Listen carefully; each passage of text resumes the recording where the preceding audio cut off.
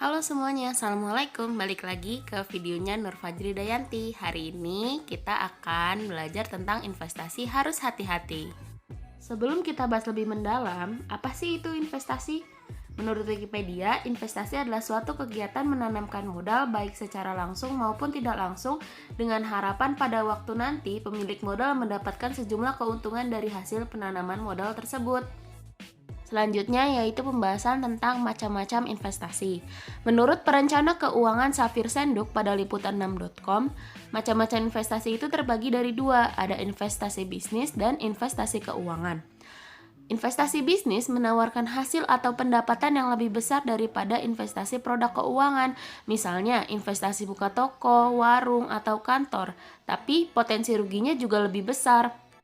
Sedangkan investasi keuangan menawarkan hasil yang lebih kecil dibandingkan investasi bisnis, namun kerugian yang diperoleh juga lebih kecil, misalnya produk keuangan berupa deposito dan lain-lainnya. Karena jumlah investasi sangat banyak, maka kita perlu hati-hati dengan investasi ilegal. Apa sih investasi ilegal itu? Investasi ilegal secara umum dapat diartikan sebagai investasi yang tidak memiliki izin oleh lembaga negara terkait atau dalam negara Indonesia ialah Otoritas Jasa Keuangan (OJK). Lalu mengapa OJK yang menangani? Karena kewenangan OJK dalam mengatasi investasi ilegal di Indonesia itu sudah tercatat pada Undang-Undang Nomor 21 Tahun 2011 tentang Otoritas Jasa Keuangan Undang-Undang OJK. Lalu prinsip investasi ilegal itu apa? Prinsip investasi ilegal yaitu investasi yang tidak berjalan dengan baik dan tidak ada atau hanya bohong dengan tujuan hanya untuk menghimpun dana masyarakat semata. Lalu ada jenis-jenis investasi yang harus diwaspadai. Sebenarnya jenis-jenis investasi itu ada banyak, tapi saya di sini menyebutkan ada 4. Menurut liputan6.com, bisnis mengenal bentuk-bentuk investasi bodong, ada money game, investasi properti, multi-level marketing, cryptocurrency, dan lain-lain. Lalu seperti apa sih ciri-ciri investasi ilegal? Pertama, tidak memiliki izin. Kedua, menawarkan keuntungan yang tidak wajar. Ketiga, tidak memiliki aset dasar yang jelas. Keempat, tidak ada transparansi risiko. Kelima, bergantung pada rekrutmen investor baru. Keenam, tidak ada asosiasi penjualan langsung. Kita bisa lihat contoh dari Hijrah Mulia Sejahtera. Di sini terdapat profil, logo, dan jenis-jenis promosi yang ditawarkan. Menurut OJK, pada lampiran kedua bulan Juni, daftar entitas yang diberhentikan Satgas Waspada Investasi, Hijrah Mulia Sejahtera berada pada posisi ketiga, di mana dalam hal ini, Hijrah Mulia Sejahtera diberhentikan kegiatannya karena menawarkan investasi tanpa izin dengan skema multi-level marketing atau money game, dengan janji keuntungan sebesar 50.000 sampai 2 juta rupiah per hari. Lalu mengapa Hijrah Mulia Sejahtera dikatakan ilegal? Kita bisa lihat di sini.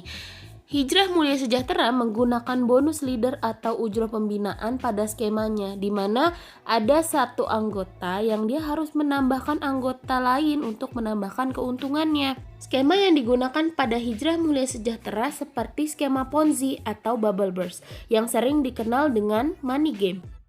Tentang money game, siapa sih yang memulai pertama kali money game itu? Ya, dia adalah Charles Ponzi. Charles Ponzi adalah pria berkebangsaan Italia. Ia berhasil menghimpun dana sebesar 9,5 juta US dollar dari sekitar 10.000 investor dengan menggunakan metode bubble burst yang dikenal dengan skema Ponzi, yang mana dalam hal ini Ponzi mengajak investor untuk menanamkan modal kepadanya. Untuk lebih hati-hati lagi, kita perlu mengetahui ciri-ciri dari investasi money game. Pertama, adanya skema investasi yang berbentuk piramida atau mirip dengan multi-level marketing. Kedua, jaminan balik modal setelah 6-12 bulan dan sesudahnya merupakan penghasilan yang akan didapatkan. Ketiga, tingginya hasil atau keuntungan yang dijanjikan, yakni sekitar 6% atau lebih setiap bulannya. Setelah setahun akan mendapatkan laba hingga 15%, bahkan ada pula yang lebih. Keempat, Anda akan dibayar untuk merekrut anggota baru sebagai downline Anda. Untuk lebih meyakinkan lagi, Anda perlu untuk mengetahui strategi dari money games tersebut.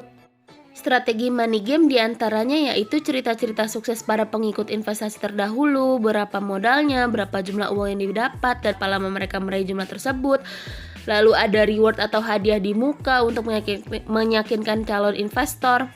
Ada juga bukti bahwa konsep investasi ini benar-benar berfungsi dan juga ajakan untuk mencoba investasi dalam jumlah kecil terlebih dahulu dan membuktikan hasilnya. Lalu, bagaimana cara untuk menghindari money games? Gampang. Pertama, waspada akan segala cara rencana investasi yang memberikan iming-iming pendapatan yang berlebihan. Kedua, bila Anda harus menjual produk atau jasa tertentu, perhatikan apakah harganya sesuai atau tidak. Ketiga, waspadalah akan rencana investasi yang menawarkan komisi saat Anda berhasil merekrut anggota baru. Keempat, waspadalah akan program yang berusaha untuk mengapitalisasi pasar ataupun teknologi baru. Sekian informasinya dari saya. Atas kesalahan dan kurangnya ketelitian, saya mohon maaf. Jangan lupa untuk like, komen, dan subscribe. Semoga bermanfaat.